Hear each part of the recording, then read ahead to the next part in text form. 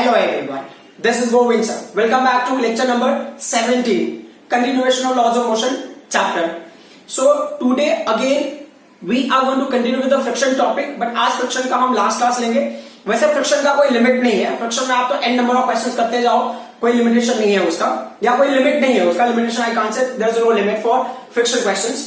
So लेकिन हमें कहीं ना कहीं wind up करना पड़ेगा, तो आज last class होगा friction का. सो फ्रिक्शन के ऊपर जो क्वेश्चन अभी आज हम करेंगे वो अब तक का जो हमने कॉन्सेप्ट यूज किया था उनको ही यूज करेंगे, उसके बेसिस पे आज हम सॉल्व करेंगे. तो सबसे इंपॉर्टेंट पॉइंट जो हमको समझना है, जो यहाँ पे क्वेश्चन है, ये क्या दिया इन्होंने, मास m1 और m2 दिया हुआ है, देन यहाँ पे कोएफिशिएंट ऑफ फ्रिक्शन दिया हुआ है. ये कोएफिशिएंट ऑफ फ्रिक्शन अगर हम मेंशन नहीं किया, ये कौन सा कोएफिशिएंट ऑफ फ्रिक्शन है, तो मान लो अगर सिस्टम स्टेशनरी होगा तो स्टैटिक फ्रिक्शन होगा, सिस्टम मोशन में होगा तो काइनेटिक फ्रिक्शन होगा. You don't have to worry about it, जो भी कोएफिशिएंट होगा उस सिस्टम के हिसाब से उसको इंप्लीमेंट कर सकते हो. लाइक दूसरे क्वेश्चन में आपके पास स्टैटिक फ्रिक्शन है, coefficient of static friction, coefficient of kinetic friction, दो कोएफिशिएंट मेंशन किया हुआ है. तो यहां पे थोड़ा सा आपको टेंशन लेने की जरूरत पड़ सकती है.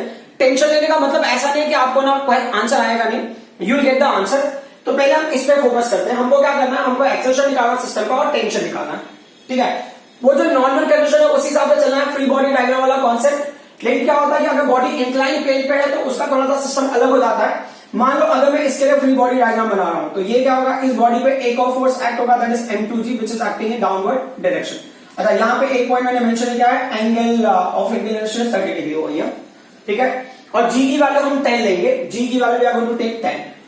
ठीक है, g का वैल्यू हम लेंगे 10 मीटर पर second square. So let's see कि क्या क्राइटेरिया है. तो अगर ये सिस्टम ना डाउनवर्ड डायरेक्शन में जा रहा है, this system is going down like this, है ना, अगर ये सिस्टम डाउन जा रहा होगा तो definitely m2g will be greater than capital T. तो पहले हम इस पे ही फोकस कर लेते हैं. तो अगर मैं फ्री बॉडी डायग्राम बना रहा हूं तो कौन से मास के लिए बना रहा हूं, फॉर मास m2. तो m2 में दो फोर्सेस एक्ट हो रहे हैं, एक m2g हो गया which is greater than tension T. Correct, m2g act है, दूसरा T एक्ट हो रहा है, but system is going down, that's why we are imagining m2g is greater than T. तो हमारा इक्वेशन क्या बनेगा, हमको मिलेगा m2g minus capital T is equal to what are we going to get, ये हो गया m2 into a. ठीक है, m2 की वैल्यू कितनी है, मास का वैल्यू है 20 kg है, और g का वैल्यू हमने निकाला 10 लिया है, minus t is equal to ये 20 इंटू क्या होगा, ये a हो गया. तो फाइनली ये कितना होगा, 200 minus t is equal to 20 into a. ये आपका इक्वेशन नंबर 1 हो गया. Now for the body of mass m1. ठीक है, अभी मास m1 के लिए क्या स्टोरी है वो भी देख लेते हैं. अच्छा, m1 को करने से पहले यू कैन सी ये कैसा, it's a block which is moving over the inclined plane in presence of coefficient of friction. तो इसके लिए अगर आपको याद होगा ना, सो अगर हम इसको ना moving up, to move up, है ना, अब मूव करने के लिए जो फोर्स की रिक्वायरमेंट थी वो क्या होता था, mg sin theta plus friction. अगर आपको याद होगा पिछले क्लास में हमने किया था, and to move down move करने के लिए जो फोर्स की रिक्वायरमेंट थी वो क्या था, mg sin theta minus f. और ये वैल्यूज कैसे हमें मिला था वो इंपॉर्टेंट पॉइंट है. तो यहाँ पे क्या होता है कि अगर मान लो ये जैसे हमने बॉडी ले लिया, तो यहाँ पे क्या होगा, पहले तो इसका जो भी डिटेल है वो हम मेंशन कर लेते हैं. इसका डिटेल क्या होगा, दिस बॉडी का मास इज m1. करेक्ट, तो ये इसका वेट हो गया m1g. अब ये बॉडी ना स्लाइड होके इस डायरेक्शन में जाएगा, है ना. अगर इन केस अगर सुटेबल एंगल ऑफ इंक्लिनेशन होगा तो ये क्या होगा, ये हो जाएगा m1g sin 30 हो जाएगा ये. करेक्ट, अब इस इंक्लाइंड सरफेस की वजह जो नॉर्मल डायरेक्शन होगा परपेंडिकुलर टू दिस सरफेस. तो ये हो गया, और उसका ऑपोजिट में जो एक्ट होगा वो होगा एक कंपोनेंट और होगा जो mg का ही होगा. तो ये एंगल भी क्या होगा, थीटा होगा. This is a normal reaction n, और इस कंपोनेंट का नाम क्या हो जाएगा, m1g cos 30.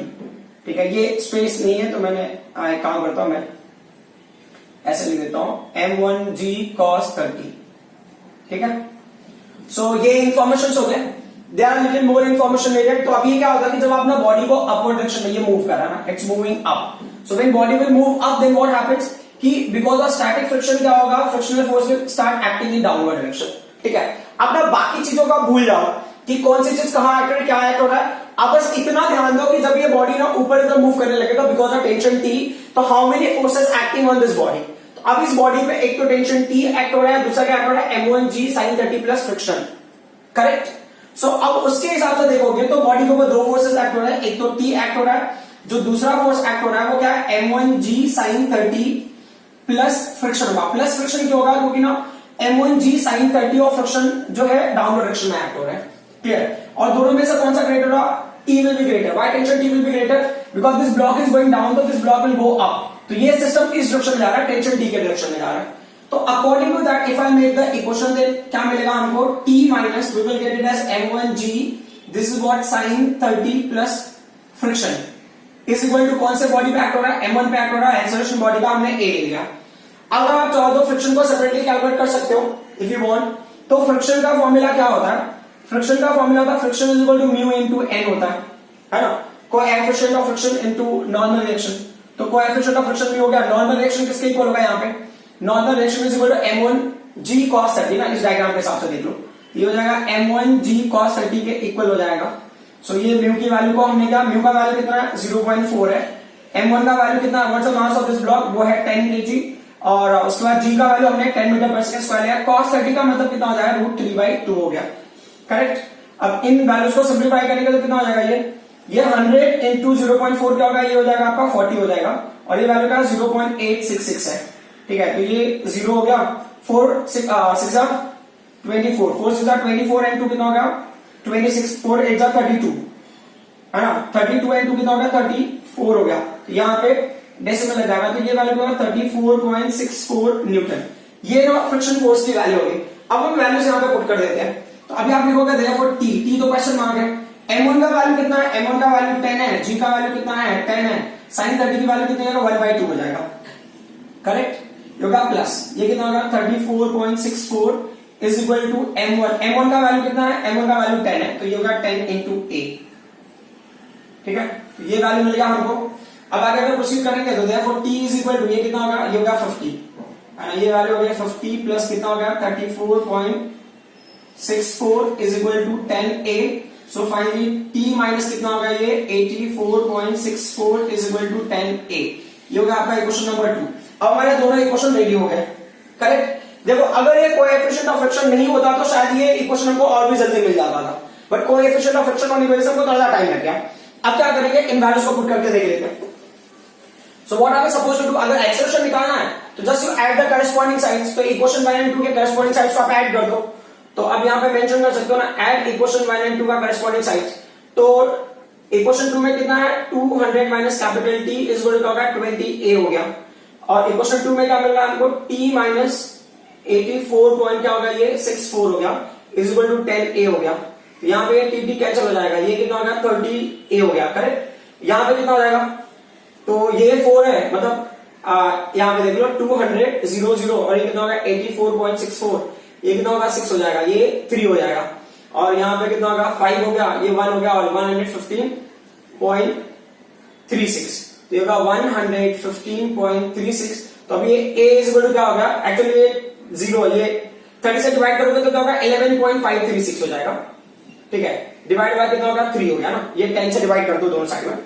सो अब इसको कैंसिलेशन करोगे कितना हो गया, a इज इक्वल टू 3 3 जा 9 हो गया, 2 लेफ्ट, 3 8 जा 24, 3 4 जा 12 एंड 3 5 जा 15 हो गया। तो ये हो गया एक्सेलरेशन 3.845 मीटर पर सेकंड स्क्वायर। तो जो फर्स्ट क्वेश्चन है उसका आंसर हमको मिल गया। Now will focus on the tension. तो टेंशन के लिए ना या तो आप इसमें पुट करो या तो इसमें पुट करो, कोई इशू नहीं है, जहां पे भी आप कंफर्टेबल हो उसके हिसाब से कैलकुलेट कर सकते हो। तो आई थिंक ना ये जो इक्वेशन नंबर 2 मुझे ज्यादा इजी लग रहा है। सो अभी आप मेंशन कर दोगे क्या है, put a is equal to 3.845 in what metre पर सेकेंड स्क्वायर। हम कहां पे पुट कर रहे हैं, इन इक्वेशन नंबर 2। तो क्या होगा वैल्यू, ये हो गया t माइनस ये कितना हो गया 84.64 इज इक्वल टू ये 10 है, और a का वैल्यू कितना है 3.845 है। तो अभी ये t हो गया 84 विल गो दैट साइड, तो 84.64 अभी ये ना मल्टीप्लाई हो जाएगा, तो मैं यहीं पे लिख देता हूं 38.45। सो 5 4 ये 9 होगा, 6 4 10 हो गया, 8 4 12 1 कितना होगा 13 होगा, 8 3 11 एंड 1 क्या होगा 12 हो गया। तो ये जो टेंशन की वैल्यू होगी क्या 123.09 which can be approx to 123.1 Newton, ठीक है। ये टेंशन की वैल्यू होगी। अगर आप मान लो इक्वेशन 1 से भी फाइंड आउट करोगे तो आपको यही आंसर मिलेगा, there will not be any kinds of change. तो आप टेंशन किसी भी वाले से फाइंड आउट कर लो, दैट्स अप टू यू, ठीक है। अब आते हैं दूसरे क्वेश्चन पे। जो सेकंड क्वेश्चन है, ये क्वेश्चन बहुत ही लॉजिकल क्वेश्चन है। This type of question we have solved, but हमने सॉल्व किया इसमें हॉरिजॉन्टल प्लेटफॉर्म पे, नॉट ओवर द इंक्लाइन पे, ठीक है। तो सबसे पहला पॉइंट क्या है, इन्होंने क्या बताया, जब दो कोएफिशिएंट ऑफ फ्रिक्शन दिया होता है तो सबसे पहला पॉइंट है ना जो आपका ट्रिगरिंग अलार्म है वो ये है कि आपको ये पहले फाइंड आउट करना हो सकता है कि मेरा बॉडी मूव करे या नहीं मूव करे।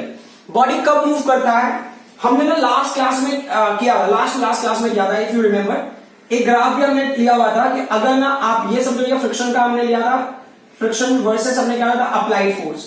तो अगर आप फोर्स अप्लाई करें तो आपको स्टैटिक फ्रिक्शन का पता चलता है, एक पर्टिकुलर पॉइंट पे स्टैटिक फ्रिक्शन मैक्सिमम होता है, ठीक है। ये वजह होता है स्टैटिक फ्रिक्शन मैक्सिमम। इसको हम लिमिटिंग फ्रिक्शन भी बोलते हैं, this is also called as a limiting friction, इसको हम लिमिटिंग फ्रिक्शन भी बोलते हैं। और दूसरा पॉइंट क्या था, इस पॉइंट के बाद क्या होता है, फ्रिक्शन डिक्रीज होगा लिमिटिंग फ्रिक्शन तक पहुंचने के बाद, then it becomes constant, that is what kinetic friction. ये जो पार्ट है स्टैटिक फ्रिक्शन है, ये क्या है, स्टैटिक फ्रिक्शन मैक्सिमम और लिमिटिंग फ्रिक्शन। तो अगर ना जो क्राइटेरिया क्या होता है कि अगर अप्लाइड फोर्स ना एफ अप्लाइड, अगर अप्लाइड फोर्स का वैल्यू लेस देन किसके कंपेयर में, लेस देन एस मैक्स है, तो बॉडी क्या होगा, स्टैटिक फ्रिक्शन को ही फॉलो करेगा। Then we are going to use the coefficient of static friction, तो हम ना coefficient of static friction apply करते रहेंगे। बट अगर मान लो कि body is in a motion, मतलब ये मोशन इन द सेंस अगर अप्लाइड फोर्स की वैल्यू ग्रेटर देन क्या हो गया, स्टैटिक फ्रिक्शन मैक्स।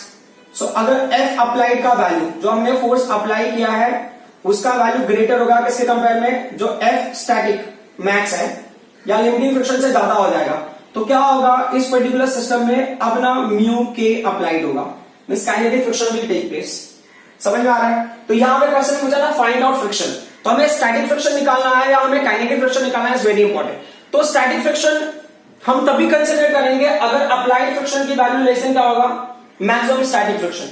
समझ में आ रहा है। तो उस देखो अभी स्टैटिक फ्रिक्शन का एक और कंडीशन है कि अगर ना ये कंडीशन है, अगर इससे लेस होता है तो उसमें भी एक और पॉइंट है जो आपको समझना जरूरी है कि अगर ये लेस हो जाता है तो जो एफ अप्लाइड होता है ना, जो एफ अप्लाइड होगा, जो फोर्स अप्लाइड है वो किसके इक्वल हो जाता है, वो स्टैटिक फ्रिक्शन के इक्वल हो जाता है, is equal to static friction. ये पॉइंट भी आपको पता होना चाहिए कि अगर मैंने फोर्स अप्लाई किया वो लिमिटिंग फ्रिक्शन और मैक्सिमम स्टैटिक फ्रिक्शन से कम है, तो जितना भी अप्लाइड फोर्स होगा वही फोर्स आपका क्या होगा, स्टैटिक फ्रिक्शन होगा। Is that clear. बट अगर ग्रेटर हो जाएगा तो अब वो ना स्टैटिक फ्रिक्शन में नहीं, वो काइनेटिक फ्रिक्शन में कन्वर्ट हो जाता है और कोएफिशिएंट ऑफ फ्रिक्शन म्यू के सिस्टम में आएगा, ठीक है।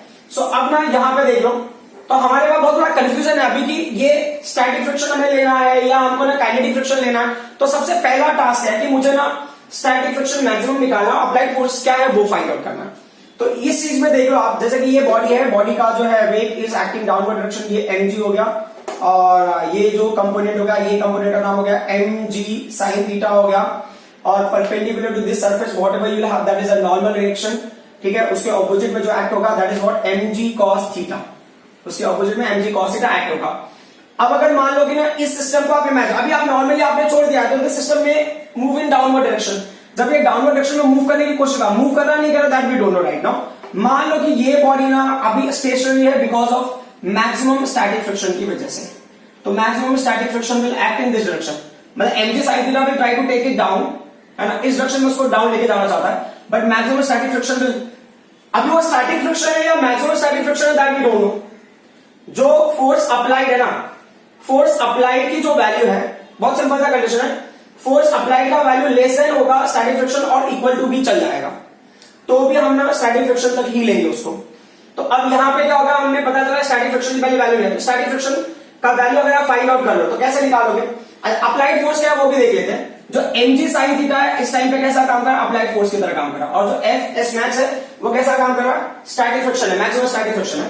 तो पहले मैं ना f अप्लाइड की बात कर लेता हूं, what is the applied force. तो f अप्लाइड फोर्स हमारे पास क्या है, mg sin थीटा है, तो थीटा का वैल्यू यहां पे हम 30 डिग्री ले लेते हैं, ठीक है। सो अब वैल्यूज देख लेते हैं, m की वैल्यू कितनी है, m का वैल्यू है 10 kg और g का वैल्यू 10 है, sin 30 का वैल्यू है, यहां पे sin 30 में डायरेक्टली ले रहा हूं, है ना। अब ये रिजॉल्व कंपोनेंट में भी डायरेक्टली आप 30 लिखो तो बेहतर होगा, है ना, no need to waste time, ठीक है। तो ये क्या होगा, sin 30 का वैल्यू 1/2, तो ये क्या हो जाएगा, ये हो गया 50 न्यूटन, ये अप्लाइड फोर्स की वैल्यू होगी, है ना। ये जो पर्टिकुलर पार्ट है अगर ये स्टैटिक फ्रिक्शन नहीं हुआ तो ये वेस्ट भी हो सकता है, वेस्ट इन द सेंस ये जस्ट इंफॉर्मेशन टू अंडरस्टैंड हम काइनेटिक फ्रिक्शन तक कैसे पहुंचेंगे। अब हम देख लेते हैं कि स्टैटिक फ्रिक्शन मैक्सिमम की वैल्यू क्या है, लिमिटिंग फ्रिक्शन।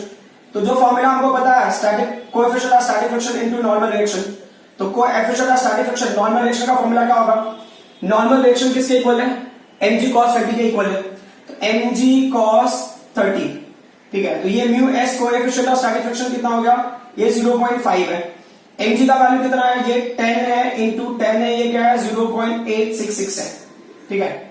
ये कैलकुलेशन करेंगे तो कितना होगा 50 इंटू क्या होगा 0.866 हो जाएगा, और ये वैल्यू कितना होगा 43.3 न्यूटन हो गया, करेक्ट। अब इन चीजों को हम कंपेयर करके देख लेते हैं। ये 50 न्यूटन, तो 50 Newton is what greater than what 43.3 Newton. 50 Newton क्या है, इट्स एफ अप्लाइड, बराबर। तो यहां पे क्या applied force is greater then what static friction maximum, और लिमिटिंग फ्रिक्शन से ज्यादा हो गया। तो इसका मतलब क्या होगा, body will move, body will move. अब बॉडी मूव होगा तो कौन सा फ्रिक्शन आएगा स्टोरी में, अब आएगा काइनेटिक फ्रिक्शन। तो ये जो क्वेश्चन उन्होंने पूछा था ना कि फाइंड आउट द फ्रिक्शन, इसका मतलब हमको ना काइनेटिक फ्रिक्शन निकालना है इस केस में। तो काइनेटिक फ्रिक्शन का स्टोरी वैसे देखो, चीजें तो वही है कि अगर मैंने फ्रिक्शन के बारे में काइनेटिक फ्रिक्शन, सो ये क्या होगा म्यू के इंटू नॉर्मल रिएक्शन। सो ये म्यू के हो गया, नॉर्मल रिएक्शन का वैल्यू क्या होगा mg cos 30, क्योंकि फ्रिक्शन का फॉर्मूला होता है ना generally, friction is equal to mu into N. Depending की ये स्टैटिक फ्रिक्शन है तो उसके हिसाब से इसको पुट करोगे, काइनेटिक फ्रिक्शन है उसके हिसाब से इसको पुट करोगे, ठीक है। उनको पता चल गया काइनेटिक फ्रिक्शन है, why, because body will move, है ना। तो ये क्या हो गया, यहां पे हो गया mg cos 30, तो म्यू के की वैल्यू कितनी है 0.4 है, m की वैल्यू 10 है, g की वैल्यू 10 है, cos 30 का वैल्यू √3/2 है। सो अगर आप इसको बहुत ध्यान से देखोगे तो क्या हो गया, ये हो गया एक्चुअल में 40 होगा 0.866। थोड़ी देर पहले ये कैलकुलेशन हमने किया था, ये 4 था, फिर ये 6 था, फिर ये कितना है 34.64 न्यूटन। ये किसकी वैल्यू हो गई, काइनेटिक फ्रिक्शन की वैल्यू हो गई। ऐसा क्लियर। अब क्वेश्चन में है कि what is the acceleration, body का एक्सेलरेशन आपको फाइंड आउट करना। अच्छा देखो यहां पे जो ना आपने जो ग्राफ हमने बनाया था, ग्राफ में कि मतलब ये स्टैटिक फ्रिक्शन मैक्सिमम के बाद क्या होगा, ये डिक्रीज हो जाएगा। तो स्टैटिक फ्रिक्शन मैक्सिमम की वैल्यू कितनी है 43.3 न्यूटन है, और काइनेटिक फ्रिक्शन का वैल्यू कितना है 34.64 न्यूटन। मतलब काइनेटिक फ्रिक्शन की value will be less than what static friction maximum, ठीक है। जब ना काइनेटिक फ्रिक्शन से मतलब स्टैटिक फ्रिक्शन मैक्सिमम से जब बॉडी मूव करना स्टार्ट करता है तो क्या होगा, उसका फ्रिक्शन की वैल्यू क्या होती है, डिक्रीज होती है, ठीक है। अब इन्होंने क्या बोला है कि एक्सेलरेशन निकालना है, तो एक्सेलरेशन का क्राइटेरिया वही हो गया ना। अब देखो बॉडी क्या है, डाउनवर्ड डायरेक्शन में मूव कर रहा है, तो डाउनवर्ड डायरेक्शन वाले का क्या था फॉर्मूला, डाउनवर्ड डायरेक्शन वाले में एफ का फॉर्मूला क्या था, वो था mg, हमने कॉमन लिया था। अगर आप याद कर लो, अब जाने के लिए क्या फॉर्मूला था, अब when it was going up mg sin theta plus mu cos theta, ठीक है। अब बॉडी डाउन जा रहा है तो क्या होगा mg sin थीटा, है ना। यानी तो इतना टाइम वेस्ट करने की जरूरत भी नहीं है, जो f का वैल्यू है for going up, for moving up, जब ना बॉडी इंक्लाइन प्लेन पे ऊपर जा रहा है, हमने पिछले क्वेश्चन में किया था mg sin theta plus frictional force, है ना। काइनेटिक फ्रिक्शन फोर्स था kinetic friction force, but when body is going down तो क्या हो जाएगा mg sin theta minus frictional force. यहां इसके हिसाब से भी देख लो कि जब बॉडी नीचे की तरफ जाने लगेगा तो काइनेटिक फ्रिक्शन की तरह एक्ट होगा। अब इसको आप चेंज कर दो, ये काइनेटिक फ्रिक्शन की तरह एक्ट होगा, ऊपर की तरफ एक्ट होगा। तो mg sin theta is going down and this is going up, so ये क्या होगा यहां पे, तो जो आपका रिजल्टेंट फोर्स है वो क्या है mg sin 30 minus frictional force, kinetic energy का फ्रिक्शनल फोर्स।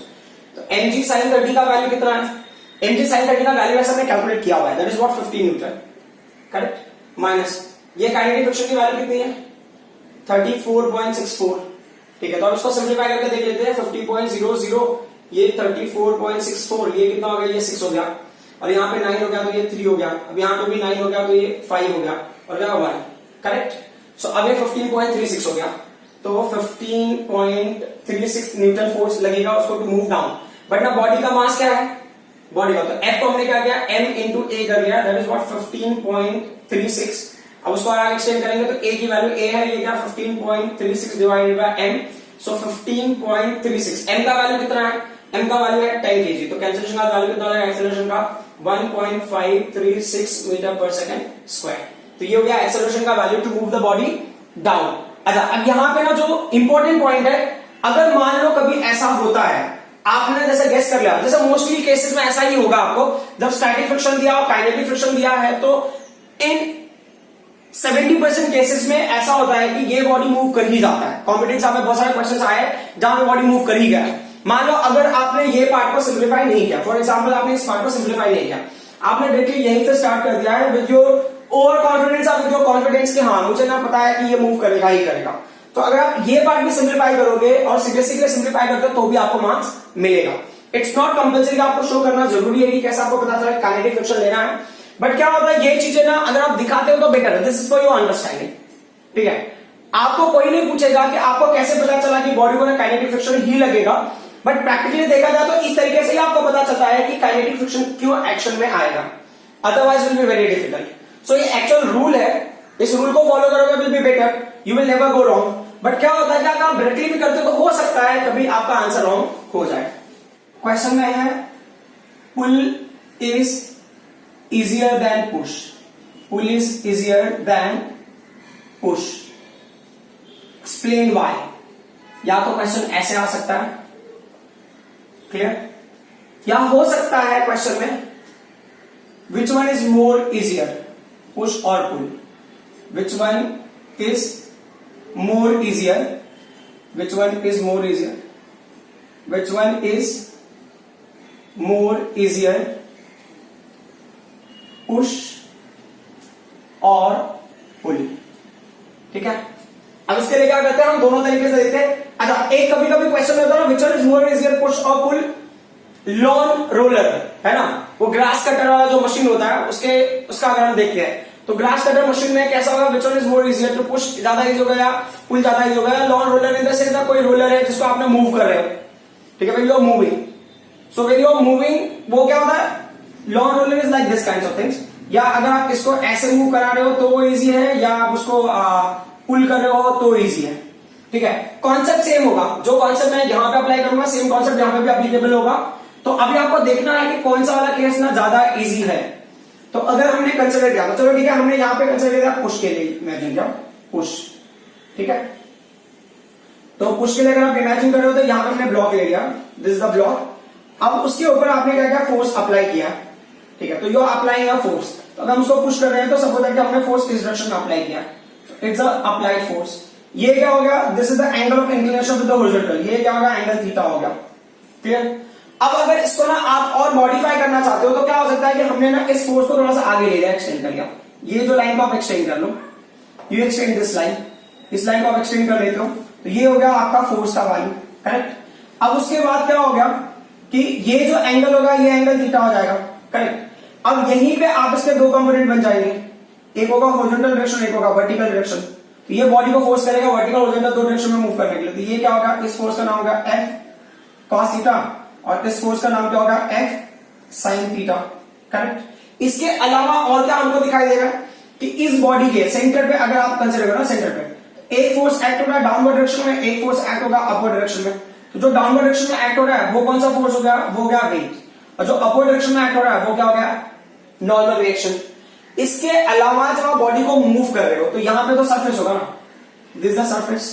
अब ये सरफेस क्या करेगा, मेन टास्क वही ना, व्हाई इज इट इजियर और डिफिकल्ट, क्योंकि ना फ्रिक्शनल फोर्स एक्ट हो रहा है सिस्टम में। तो यहां पे क्या होगा, अब अगर आपको लेना है तो उसका काइनेटिक फ्रिक्शन ले लो। क्यों काइनेटिक फ्रिक्शन, क्योंकि इट इज इन मोशन, ये मोशन में सेट होगा तभी तो ये सारी स्टोरी चल रही है। तो अब आपको क्या है ना, कंपोनेंट्स को बैलेंस करना। तो सबसे पहले तो आप देख लो कि कौन कौन से फोर्सेस एक्ट हो रहे हैं ना, वर्टिकल में मैं देख ले रहा हूं, वर्टिकल इन वर्टिकल डायरेक्शन में आप देख लो। वर्टिकल डायरेक्शन में देखो ये जो बॉडी पे एमजी डाउन एक्ट हो रहा है, दूसरा यहां पे देखो ये वाला पार्ट, ये जो resolve component F sin theta और mg are going in downward direction. तो ये दोनों क्या हो जाएंगे, ऐड हो जाएंगे। तो mg प्लस जो m sin थीटा होगा ये दोनों ऐड हो जाएंगे क्योंकि दोनों सेम डायरेक्शन में जा रहे हैं। अब उसका क्योंकि वर्टिकल मोशन है, इसका हॉरिजॉन्टल डायरेक्शन में मोशन है, तो we are not know that one right now. Vertically they will be you can say equilibrium, vertically they are equilibrium. तो ये क्या होगा, F sin थीटा और mg will get added and upward direction में क्या act हो रहा है, वो एक्ट हो रहा है नॉर्मल डायरेक्शन, ठीक है। तो हमको नॉर्मल डायरेक्शन की वैल्यू मिलती है, ये हो गया क्वेश्चन नंबर 1। हमारा मेन टास्क क्या है, हमको फ्रिक्शनल फोर्स की वैल्यू बतानी है। तो फ्रिक्शनल फोर्स का क्या स्टोरी है, तो फ्रिक्शनल फोर्स अगर आप लेते हो तो ये होगा कोएफिशिएंट ऑफ ये काइनेटिक फ्रिक्शन होगा, coefficient of kinetic friction into normal reaction. तो कोएफिशिएंट ऑफ ये frictional force is equal to coefficient of kinetic friction into normal reaction का क्या फॉर्मूला है, नॉर्मल रिएक्शन में mg प्लस क्या है, F sin थीटा है। इसको अगर आपको लेना है तो क्वेश्चन नंबर 2 ले लो आप इसको यहीं पे होल्ड करो। अब हम दूसरे वाले पे आ जाते हैं। सेकंड कंडीशन क्या होगा, पुल वाला कंडीशन ले लेते हैं। तो पुल वाले कंडीशन में क्या हो गया कि हमने क्या कंडीशन कंसिडर किया, ये ऑब्जेक्ट हो गया आपका, this is the block, clear. अब इस ब्लॉक के ऊपर हमने क्या किया, इसको हमने पुल किया। तो पुल के लिए डायरेक्शन ये हो गया, this is the direction of pull, ये F हो गया, और with the horizontal it's making angle theta. तो अब इसको भी आप रिजॉल्व कर लो, इसको भी आप रिजॉल्व कर लोगे तो ये क्या होगा, इसका वर्टिकल डायरेक्शन में क्या होगा, ये F sin थीटा हो जाएगा, ये थीटा से अटैच है तो ये वैल्यू क्या होगा, F cos थीटा। और वही स्टोरी तो वही रहेगी कि यहाँ पे जो है बॉडी के सेंटर से आपने ले लिया weight of body and upper direction में क्या हो गया, नॉर्मल डायरेक्शन। और क्या होता है कि ये ना एक प्लेटफॉर्म पे है जिसपे आप इसको मूव कराने की कोशिश कर रहे हो, तो ये क्या होगा, frictional force will act in this direction, it is in motion, तो काइनेटिक फ्रिक्शन होगा। तो अब वापस हम क्या करते हैं, नॉर्मल डायरेक्शन वाली स्टोरी लेते हो, तो पहले हम ना वर्टिकल में ही, again we will see in vertical frame only, क्योंकि उसी फ्रेम में वो क्या इक्विलिब्रियम है। हॉरिजॉन्टल डायरेक्शन में तो ये मोशन होगा, वर्टिकल फ्रेम में इक्विलिब्रियम है, तो हम उसके लिए लेते हैं। तो mg is acting downward direction अभी अलोन, और कोई दूसरा फोर्स दिख नहीं रहा है इसके डाउनवर्ड डायरेक्शन में, और अपवर्ड डायरेक्शन में एक तो नॉर्मल डायरेक्शन होगा, दूसरा फोर्स होगा F sin थीटा। अब क्या होगा, नॉर्मल डायरेक्शन प्लस क्या हो गया, F sin theta, both are acting in opposite direction, means opposite in same direction, opposite to weight. तो अब नॉर्मल डायरेक्शन की वैल्यू क्या आ जाएगी, ये हो गया mg हो गया, जो F sin theta will go that side, clear. तो ये आ गया आपका नॉर्मल डायरेक्शन, इसको अगर लेना है तो ये हो गया आपका इक्वेशन नंबर 3 ले लो आप उसको, क्योंकि 1 2 आपने ऑलरेडी वहां लिया हुआ है। तो अब हम ले रहे हैं यहाँ पे काइनेटिक फ्रिक्शन, तो ये ना नया काइनेटिक फ्रिक्शन होगा, तो F के डैश ले लिया मैंने। मान लो कोएफिशिएंट ऑफ काइनेटिक फ्रिक्शन तो सेम ही रहेगा, और यहाँ पे क्या होगा, नॉर्मल डायरेक्शन। तो इस केस में नॉर्मल डायरेक्शन की वैल्यू क्या है, तो ये हो गया kinetic friction is equal to ये म्यू के इनटू क्या होगा, mg minus F sin theta, ये होगा इक्वेशन नंबर 4। अब क्या करो, कंपेयर करो equation 2 and 3, equation 2 and 4। So from equation number 2 and 4, what do we get from 2 and 4? 2 and 4 से आप देख लो, चीजें बहुत सिंपल से हो जाएंगे। 2 में देखो mg plus F sin theta है ना, और यहाँ पे mg minus F sin theta है, तो कौन सा ग्रेटर होगा, जो पहले वाला था फ्रिक्शन, काइनेटिक फ्रिक्शन, और जो अभी काइनेटिक फ्रिक्शन मिला है उनको हम कंपेयर करेंगे। तो पहले जो था वो ग्रेटर था, पहले कौन सा था, पुश का था, और बाद में कौन सा पुल का, तो विच वन इज मोर इजियर। तो इसमें ना फ्रिक्शन जो ऑफर्ड है वो लेस है, किस केस में, पुल के केस में।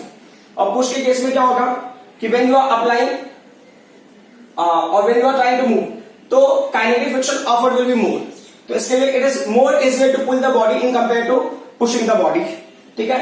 तो ये दोनों क्वेश्चन के आंसर आप लिख सकते हो। अगर लॉन रोलर भी होगा तो भी यही स्टोरी होगा। लॉन रोलर में क्या करना है, बस आप ऐसे ना सर्कुलर डायग्राम बना दो, आप यहाँ पे ऐसा सर्कुलर डायग्राम बना दो, और आपको मेंशन करना तो ये फोर्स यहाँ पे होगा इस तरीके से, वही चीजें वही रहेंगी ना, mg यहाँ पे एक्ट होगा, नॉर्मल डायरेक्शन यहाँ एक्ट होगा, और फ्रिक्शनल फोर्स ऐसे एक्ट होगा, बस यही फर्क होगा, बाकी पूरे का पूरा एक्सप्लेनेशन क्या रहेगा, सेम रहेगा।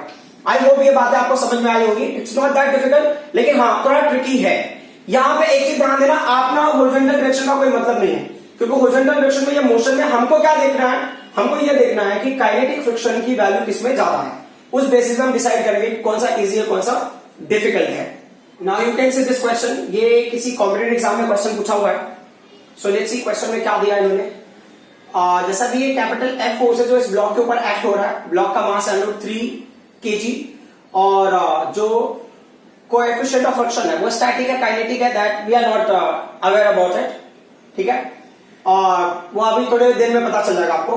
What is the maximum force that does not move block, मतलब ये फोर्स की वैल्यू मैक्सिमम, क्या मैक्सिमम वैल्यू होगा इसका, so that this block will not move. तो अब क्या होता है ना, देखो सबसे इंपॉर्टेंट पॉइंट है कि जो फोर्स हमने अप्लाई किया पहले उसको रिजॉल्व करना है। तो उसको रिजॉल्व करने का क्या क्राइटेरिया है, सो सबसे पहले क्या करो, इस पॉइंट पे इसको आप एक्सटेंड कर लो, इस पॉइंट को एक्सटेंड कर लो आप, इस पॉइंट को आपने एक्सटेंड कर लिया, फिर ये पॉइंट ऑफ ये है जहां पे हम स्टडी कर रहे हैं, तो आप यहाँ पे 2 कंपोनेंट आप बना लो।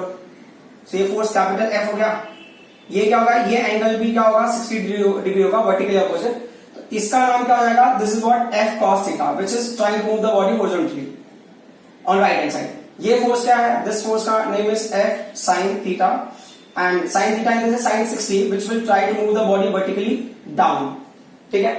अब जो है पॉइंट हमें समझना है इसमें क्या है कि अब यहाँ पे सेंटर ऑफ बॉडी हमने ले लिया, ये है, या सेंटर ऑफ मास आप कंसीडर करो, इसके हिसाब से ले लिया, तो weight of body is going down, and ये हो गया नॉर्मल रिएक्शन। तो सबसे पहले मैं देख लेता हूं कि वर्टिकली क्या क्या कंडीशन है यहाँ पे एप्लीकेबल। तो about vertical, if I am talking vertical में क्या होगा, normal reaction is acting up, ठीक है, यहाँ पे mg है, ठीक है, प्लस क्या F sin 60 है, तो पहले कैलकुलेट करके देख लेते हैं। तो n का वैल्यू n है, n का वैल्यू क्या है √3 है ना, और ये g हो गया प्लस ये f हो गया। साइन 60 का वैल्यू कितना हो गया √3/2, ठीक है। सो n का वैल्यू हो गया आपका √3g plus √3/2 into capital F। तो नॉर्मल रिएक्शन की वैल्यू मिल गई हमको। ये हो गया हमारा क्वेश्चन नंबर 1। अभी क्वेश्चन में क्या दिया इन्होंने, what is the maximum force that does not move block, मतलब ब्लॉक मूव नहीं होना चाहिए। तो अभी देखो प्रैक्टिकली आप सोचो ना, ब्लॉक किसकी वजह से मूव होगा, F cos थीटा।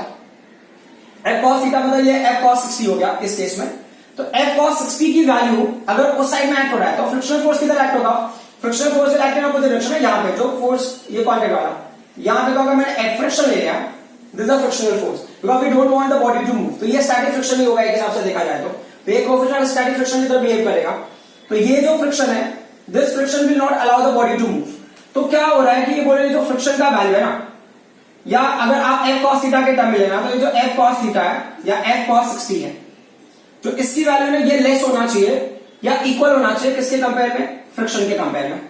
सो अगर F cos 60 की वैल्यू कम होगी या उसके इक्वल होगा तो बॉडी मूव नहीं करेगा। इक्वल होगा मतलब स्टैटिक फ्रिक्शन ना, मैक्सिमम स्टैटिक फ्रिक्शन मतलब लिमिटिंग फ्रिक्शन के इक्वल हो जाएगा। तो अब ये क्या होगा, ये फ्रिक्शन की वैल्यू हो गई। तो अगर आप ये F हो गया cos 60 की वैल्यू 1/2 हो गई, लेस देन और equal to what's the value for this friction, friction का वैल्यू हो गया म्यू इंटू एन, ठीक है। तो अब ये हो गया वैल्यू आपका F/2 हो गया। ये म्यू का वैल्यू कितना है, म्यू का वैल्यू है 1/2√3 है, correct, into what's the value for normal reaction. Normal reaction का फॉर्मूला यहाँ पे देखो, इक्वेशन 1 में आप देख लो। तो क्या है वैल्यू √3g है प्लस क्या है यहाँ पे प्लस √3/2 हो गया, √3/2 इंटू कैपिटल F, क्लियर। अब क्या करना है, F/2 ये लेस देन और इक्वल टू, अब अंदर अगर मल्टीप्लाई करोगे तो वैल्यू क्या होगा 1/2√3 इंटू √3 इंटू जी, प्लस क्या होगा यहाँ पे ये वैल्यू, ये 1/2√3 इंटू √3/2 इंटू F। तो √3 कैंसल, यहाँ पे √3 cancel, and what do we get finally. तो फाइनल हमको क्या मिल रहा है, F/2 is less than and equal to, ये क्या होगा G/2 हो गया, करेक्ट ना, वैल्यू G/2 प्लस यहाँ पे क्या बचा F/4 बचेगा, F/4 will go that side. तो ये क्या होगा F/2 minus F/4, clear, less than and equal to क्या होगा G/2 हो गया। इसको सिंप्लीफाई करोगे तो ये वैल्यू हो जाएगा F/2 हो जाएगा, less than and equal to क्या होगा G/2 हो गया, सॉरी F/4 होगा, एलसीएम इसका F/4 तो G/2। अब इसके हिसाब से अगर हम देखें तो what's the value for F is less than equal to, ये क्या होगा G/2 इंटू 4, एक्चुअल में क्या होगा F is less than equal to क्या होगा 2G, करेक्ट। लेस होगा अप्लाइड फोर्स तो ठीक है, लेकिन अब ग्रेटेस्ट इन्होंने क्या बोला मैक्सिमम फोर्स। तो मैक्सिमम फोर्स क्या हो सकता है, maximum force can be equal to वाला कंडीशन। तो F is equal to 2G, ये वैल्यू देगा मैक्सिमम फोर्स का। तो ये 2 इंटू क्या होगा 10 होगा, तो कितना हो जाएगा ये 20 न्यूटन फोर्स। तो इस बॉडी को आप मैक्सिमम 20 न्यूटन फोर्स अप्लाई करोगे तो बॉडी मूव नहीं करेगा, बट 20 के बाद अगर आप फोर्स अप्लाई करते हो तो body will set into motion, ठीक है। अब हम कर लेते हैं लास्ट टॉपिक इस चैप्टर का। सो इस चैप्टर में इस टॉपिक का लास्ट टॉपिक हमारे हिसाब से, वैसे तो इसका कोई as I said very beginning only कि इसका कोई लिमिट नहीं है, आप इसको जितना ज्यादा सॉल्व करते जाओ, जिस भी कंडीशन के लिए सॉल्व करो, बॉडी कांटेक्ट में है तो ये क्या होगा कॉन्सेप्ट एप्लीकेबल हो ही जाएगा। बोले horizontal force to hold the block stationary against the wall, आप इमेजिन करो तो ये वॉल हो गया, ठीक है, और यहाँ पे एक ब्लॉक है, बराबर। अब इस ब्लॉक पे आपने फोर्स अप्लाई किया, ठीक है। सो फोर्स अप्लाइड मतलब ऐसे ले लो, फोर्स अप्लाइड इस डायरेक्शन में कर लो, ऐसे, ये direction of the force applied, मतलब ऐसे आपने अप्लाई किया, मैंने इस डायरेक्शन में क्यों ड्रॉ किया आपको समझ में आ जाएगा। अब क्या होता है, इस बॉडी का ना weight will act in downward direction, because of weight body will try to go in downward direction. But क्या होता है कि ये वॉल यहां पे म्यू है, म्यू क्या है, coefficient of friction between wall and block, coefficient of friction between wall and block, between wall and block, wall और ब्लॉक के बीच का कोएफिशिएंट ऑफ फ्रिक्शन की वैल्यू है ये, ठीक है। तो ये आपको क्या देगा, ये आपको देगा फ्रिक्शनल फोर्स। तो फ्रिक्शनल फोर्स किधर एक्ट होगा, अपवर्ड डायरेक्शन में एक्ट होगा। और क्या होता है, एक और चीज आपको पता होना चाहिए, नॉर्मल डायरेक्शन। नॉर्मल डायरेक्शन में क्या होता है, परपेंडिकुलर टू द सरफेस, ये सरफेस है तो सरफेस में परपेंडिकुलर होगा, तो it will go in this direction, ठीक है। बहुत ही इंटरेस्टिंग फैक्टर आएगा क्योंकि ऐसी चीज आपने इससे पहले नहीं की है। तो यहां पर हमको क्या पता चलता है कि पहला जो है कि जो फोर्स अप्लाइड होगा और नॉर्मल डायरेक्शन होगा ये इक्वल होते हैं इस केस में। जो फोर्स आप अप्लाई करोगे उसके इक्विवेलेंट आपको नॉर्मल रिएक्शन मिलता है। दूसरा पॉइंट हमको समझ में आ रहा है कि जो फ्रिक्शनल फोर्स है वो किसके इक्वल होगा, वेट ऑफ द बॉडी के इक्वल होगा। ठीक है, ये सेकेंड पॉइंट है। फिर आपका लिखो सिंस। अब ना जो इसके पहले तक फ्रिक्शनल फोर्स का क्या स्टोरी था, इसके पहले था frictional force is equal to mu into N, बराबर। तो अब ये क्या हो गया, इसको आप ले लो इक्वेशन नंबर आप 3 ले लो। तो अब ये दोनों को मैं रिलेट करूं, so from 2 and 3, so from 2 and 3 what do we get, तो ये फ्रिक्शनल फोर्स हो गया, उसकी वैल्यू mg के इक्वल भी हो गया और वो वैल्यू म्यू n के इक्वल भी हो सकता है। बट इसको मैंने ले लिया इक्वेशन नंबर 4। वैसे इतना इक्वेशन देने की जरूरत नहीं है, just to make you understand कि सडनली मैं कोई वैल्यू इंट्रोड्यूस नहीं कर रहा हूं। अब क्या कर रहा हूं, मैं पुट कर रहा हूं, किसको पुट कर रहा हूं, 1 को पुट कर रहा हूं इन इक्वेशन नंबर 4 में। 1 को 4 में अगर पुट करोगे तो n की जगह पे हम f भी पुट कर सकते हैं। तो ये f हो गया, एक तो हमको पता चल गया कि वेट के इक्वल भी होगा फ्रिक्शनल फोर्स, दूसरा म्यू n के इक्वल भी होगा, ये म्यू n की वैल्यू क्या होगा, f के इक्वल। तो इसमें से कोई भी कॉम्बिनेशन आप यूज करते हो डिपेंडिंग ऑन कि क्या क्वेश्चन पूछा है, बराबर।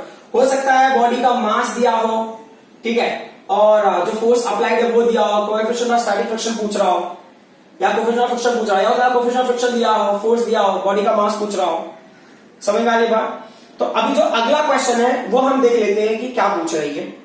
तो इनका क्वेश्चन क्या कि एक बॉडी है जिसके ऊपर ना 10 न्यूटन फोर्स हमने अप्लाई किया हुआ है, 10 न्यूटन फोर्सेस अप्लाई, और यहाँ पे कोएफिशिएंट ऑफ फ्रिक्शन की वैल्यू जो है ना वो इन्होंने क्या दिया है, 0.2 दिया हुआ है।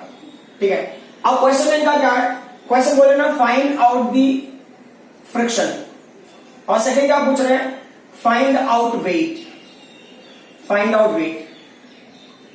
ठीक है, find out friction and find out weight, find out weight. वैसे दोनों के लिए सोल्यूशन सेम ही होगा, कोई टेंशन लेने की जरूरत नहीं है। अब ध्यान से देखो, अब जरा मैं यहां पे सिंप्लीफाई कर रहा हूं। तो फ्रिक्शन का क्या फॉर्मूला है, फ्रिक्शन का जो फॉर्मूला हमारे पास, एक तो है mg फॉर्मूला है, दूसरा क्या हमारे पास म्यू n है, तीसरा क्या है म्यू इंटू एफ है। ये म्यू इंटू एफ वाला हमको हेल्प करेगा, है ना। तो एफ इज इक्वल टू क्या होगा, म्यू इंटू एफ, म्यू का वैल्यू कितना है, 0.2 है। अप्लाई फोर्स की वैल्यू कितनी है, मतलब 10 न्यूटन फोर्स है हमने अप्लाई किया हुआ है, और ये फ्रिक्शन है between the wall and this block, तो वो 0.2 था, ये 10 होगा। तो कितना हो जाएगा, ये हो जाएगा 2 न्यूटन। समझ में आ रहा है, तो फ्रिक्शनल फोर्स की वैल्यू गई 2 न्यूटन। Is that clear. अब इसके अलावा एक और चीज देख लो कि जो वेट का फॉर्मूला है F is equal to mg भी होता है, इज इक्वल टू 2 न्यूटन, तो वेट का वैल्यू भी क्या हो जाएगा, 2 न्यूटन मिल जाएगा आपको। बात समझ में आ रहा है। तो ये चीजें ना उतनी कॉम्प्लिकेटेड नहीं है जितना हमको देख के लग सकता है।